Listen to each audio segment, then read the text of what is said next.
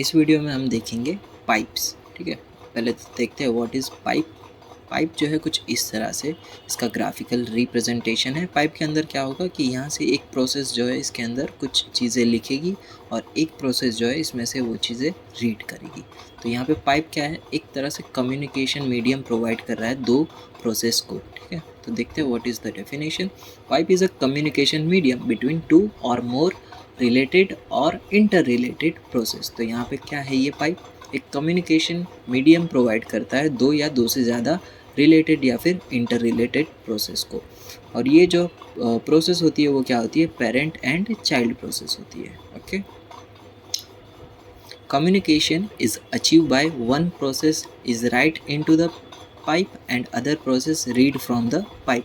तो इसमें क्या होगा, एक प्रोसेस जो है, मान लो कि पेरेंट प्रोसेस जो है यहाँ पे कुछ भी राइट करेगी पाइप में, और ये जो चाइल्ड प्रोसेस है वो इसमें से चीज़ें रीड करेगी। तो यहाँ पे पाइप जो है एक तरह से फाइल के थ्रू, फाइल के जैसा वर्क कर रहा है। ठीक है, यहाँ पे चीज़ें लिख रहा है और एक जो है प्रोसेस जो है उस फाइल के अंदर चीज़ें लिख रही है और एक प्रोसेस जो है उसमें से चीज़ें रीड कर रही है। ठीक है, तो आप इस तरह से भी समझ सकते हो।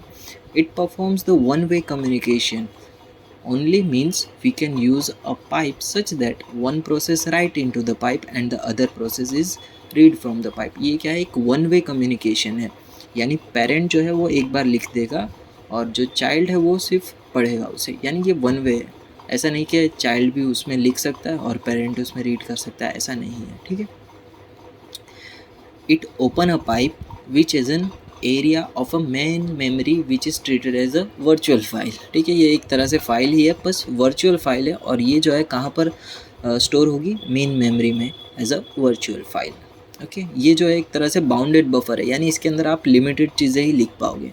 Means we can send only limited data through pipe. यहाँ पे आप पाइप में लिमिटेड डेटा ही आप चाइल्ड प्रोसेस को सेंड कर पाओगे। ओके, यहाँ पे एक एग्जाम्पल है, ये देखो दो प्रोसेस है। ठीक है, एक का नाम है fd1, यानी ये क्या है, एक फाइल डिस्क्रिप्टर है, फाइल डिस्क्रिप्टर 1, और ये है फाइल डिस्क्रिप्टर 0, और ये जो है कर्नल के अंदर है हमारा pipe buffer.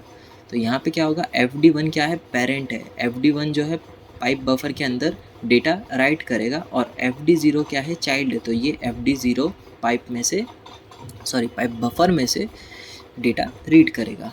Access by the two associated file descriptor. ठीक है, यहाँ पे दो फाइल डिस्क्रिप्टर का एक्सेस किया जा रहा है।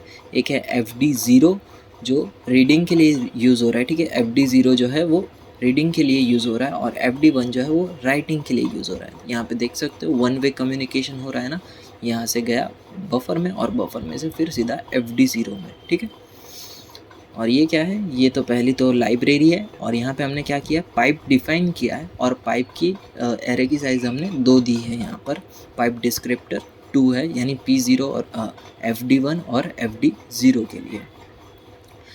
The system call would create a pipe for one way communication. ठीक है, आप वन वे कम्युनिकेशन पता चल गया होगा। That is it creates two descriptor, first one is connected to read from the pipe and other one is to write into the pipe. ठीक है, यहाँ पे दो डिस्क्रिप्टर क्रिएट किए जा रहे हैं, एक रीडिंग के लिए और एक राइटिंग के लिए।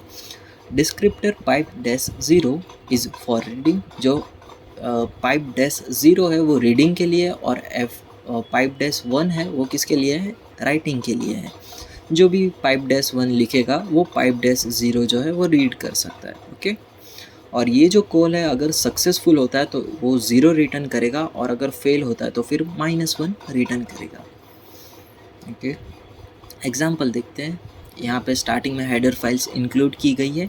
यहाँ पे हमारा मैसेज जो है वो कैरेक्टर में लिया गया, इसके लिए यहाँ पे कैर डेटा टाइप यूज़ किया है। हे हाउ आर यू, यहाँ पे हमने एक फंक्शन क्रिएट किया है मेन। अब इसके अंदर क्या होगा, हमने बफर की साइज़ डिफाइन की है, और ये बफर जो है उसके अंदर हम चीज़ कैर यानी मैसेज स्टोर करेंगे, इसके लिए कैर लिया। साइज़ क्या है बफर की, 1024।